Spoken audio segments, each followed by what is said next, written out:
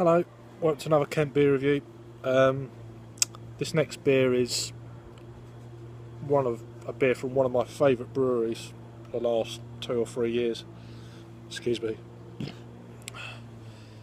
It's from Weirdbeard, probably a name you're very familiar with, and it's a bottle of Mariana Trench, of course. It's a Transpacific Pale Ale coming in at 5.3%. Their artwork is fantastic. Their little skulls, each sort of bottle have got their own different type of skull with the hop cones coming through the eyes there. It's a 330ml bottle, and they produce some great stuff that I will be reviewing. I love their beers. There's the bottle cap on this particular one. That's that version. They've got many other different versions of their bottle caps with these skulls, but it's just absolutely fantastic. Look at that. If it's focusing or not. Brilliant. Let's open this one up and see what happens. Bit of run up through there, not too bad.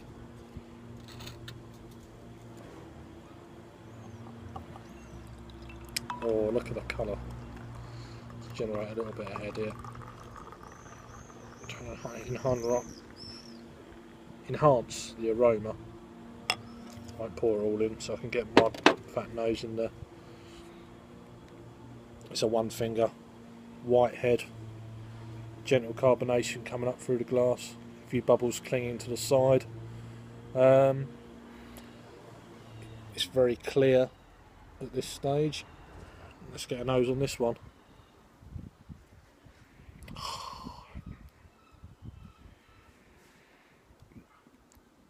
They just cram their beers full of hops. You almost know you're going to taste quality when you get an aroma on a beer like this. Tropical fruits, real punching through. It's only a 5.3%. It's just grapefruit, mangoes. It's just all of them familiar descriptions of an aroma you get. Got zesty orange.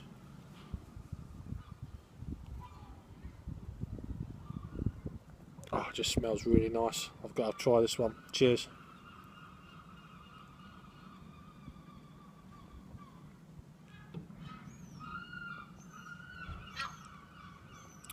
Now that is just another level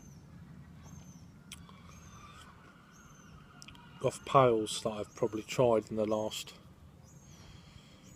I don't know, 2.5 years. This is up there with the best I've had.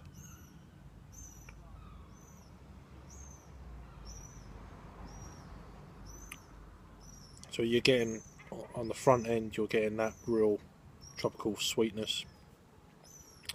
Your fruits, it's just, your mouth's almost dribbling.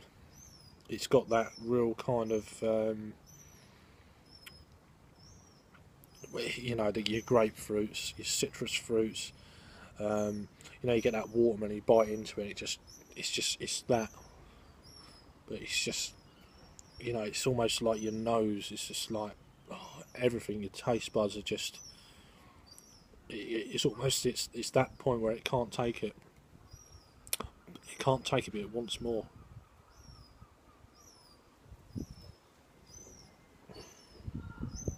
It's so nice.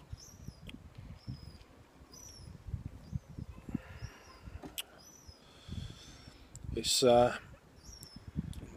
bottled on the 5th, April this year, sorry. So it's got a year's shelf life on this, but I'd drink this as fresh as you can, I personally anyway. It's bottle conditioned, so let's see if this changes a bit. Take a bit more.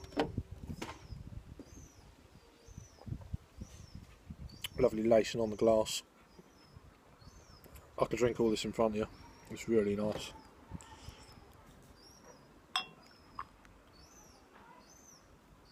Look at that change colour there.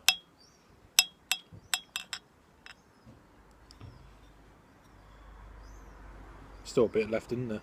So much yeast in there. Who cares? And that's changed colour now. It's gone from a very clear beer. There's lots of little things floating around at the bottom of that glass. I don't know if you can pick that up. So there's a few bits there. That's just bottle conditioned yeast. It's how they used to bottle condition their beers before forced carbonation from machines, really. There's nothing wrong with it at all. It's just full of vitamin D. They advise you to leave that little bit, you know, of the beer in the bottom, but a beer that good, I want it all in my glass personally, but it doesn't affect the taste either. So, and it's good for you. So it's up to you. If you don't want all that things floating around, you want a clearer beer, just leave it in the bottle. But I'll just chuck it in. That's just personal. Anyway, back to this. It's just full of real sweet aromas. Full of sweet aromas, and the taste, it just matches up with that completely. So you get that lovely sweet, bittersweet front end. And and that initial taste just stays on the palate throughout.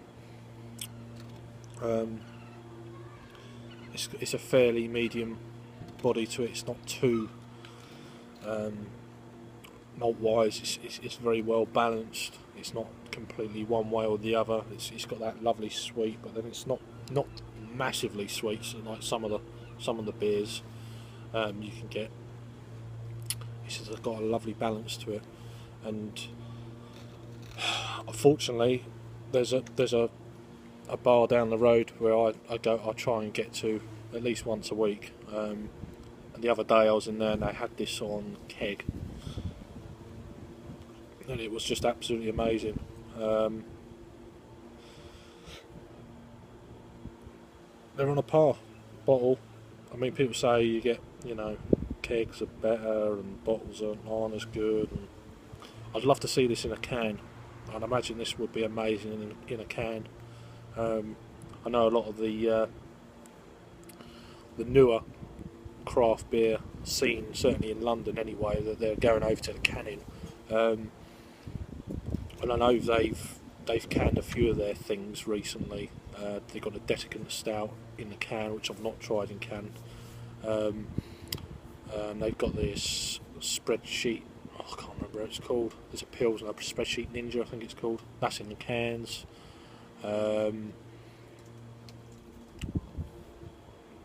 This is one of their core range beers. I'd love to see this one in a can personally and give it a try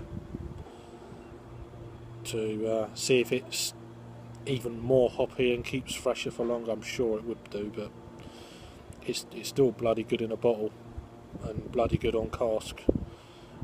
In a can. Anyway, blah blah blah blah. There's a little about the beer.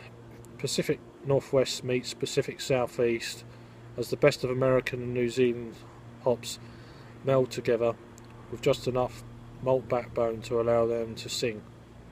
A riot of mango and passion fruit on the nose, but balanced enough to drink by the bucketful. Yep.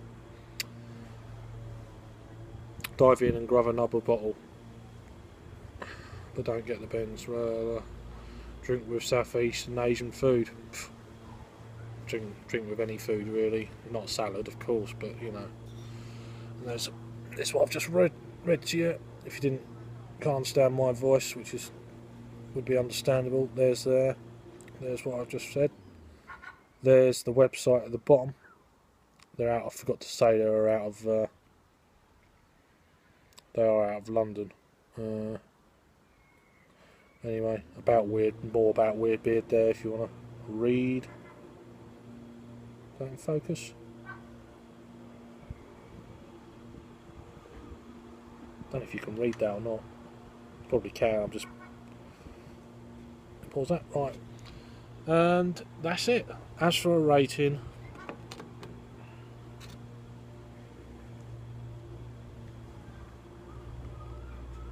5.3% pale ale. I'm going to give that. I'm going to give that a 9 out of 10. 9 out of 10 from me. Go out and try it. They've become a lot more easier to get hold of. Certainly for me locally, anyway. And they always seem to be turning up in my beer boxes that I get.